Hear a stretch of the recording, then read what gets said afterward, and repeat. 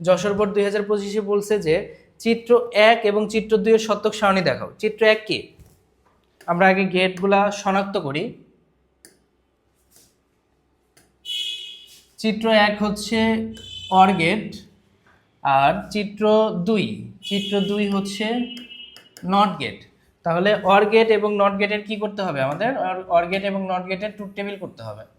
দেখি অর গেটের truth table দেখি।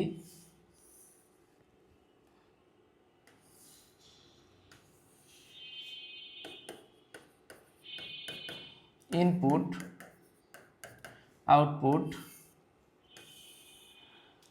এ আর বি হচ্ছে ইনপুট, আউটপুট তাহলে কি হবে? এ প্লাস বি। এটা হচ্ছে অর গেটের জন্য। নিচে ঘর হবে হচ্ছে 4টা, 2টা 0, 2টা 1, 0 1 0 1, 0 0 যোগ করলে 0, 0 1 যোগ করলে 1, 1 0 যোগ করলে 1, 1 1 যোগ করলে 1। এটা হচ্ছে কি অর গেটের ক্ষেত্রে ছিল।